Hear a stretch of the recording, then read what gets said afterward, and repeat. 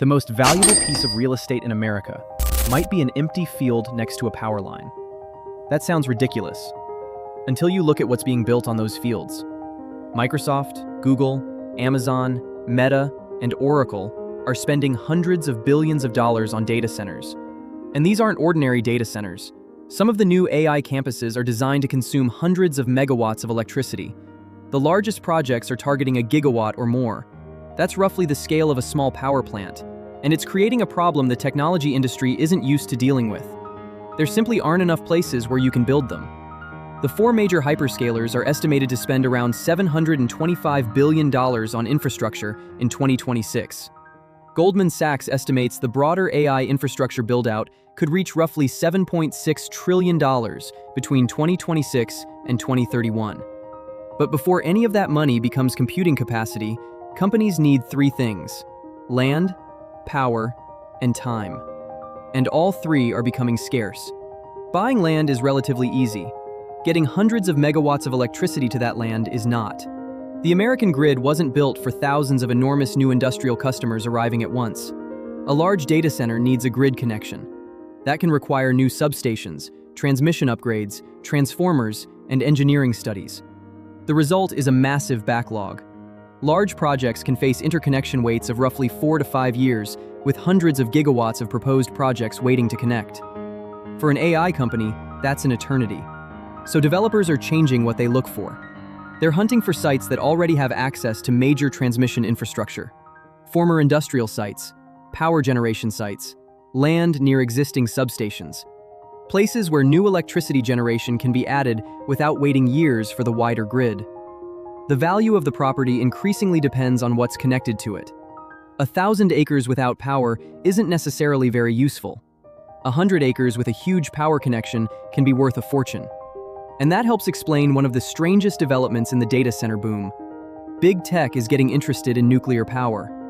In 2024, Microsoft signed a 20-year agreement with Constellation Energy to purchase electricity from 3 Mile Island's Unit 1. Constellation plans to invest around $1.6 billion to restart the reactor, with a target of 2027. Microsoft isn't trying to become a nuclear company. It needs reliable electricity for its data centers, and nuclear plants have something AI operators desperately want: large amounts of continuous power. Existing nuclear sites also come with something else that's valuable: grid infrastructure. A site designed to handle a nuclear reactor already has a major electrical connection. That makes the surrounding infrastructure much more attractive when massive new electricity consumers are looking for somewhere to build. But nuclear takes time, and AI companies don't want to wait. So some developers are looking at another option. They're building generation directly at or near the data center. Natural gas turbines are one option. Fuel cells are another. The idea is simple. If the grid can't provide enough power quickly enough, generate some of it yourself. That can make a site viable much sooner than waiting for major grid upgrades. And it changes the competition for land again. Developers aren't just looking for somewhere to put servers. They're looking for locations where they can build the entire power and computing system. That's one reason the geography of data centers is changing. Northern Virginia has been one of the world's biggest data center markets for years. Ashburn became a major internet infrastructure hub because of its connectivity. But AI facilities are becoming much larger and much more power-intensive. So developers are looking elsewhere: Texas, the Midwest, the Southeast, the Mountain West. The winning locations increasingly have the same characteristics: lots of land, large amounts of available electricity, transmission infrastructure, fiber connectivity, and room to expand. A rural piece of property that nobody cared about 10 years ago can suddenly become strategically important if it sits next to the right power infrastructure. And developers aren't necessarily building one data center, they're building campuses. A single site can eventually contain multiple buildings, substations, cooling infrastructure, roads, and fiber connections. The first phase might serve today's demand. The rest of the land is there for tomorrow's.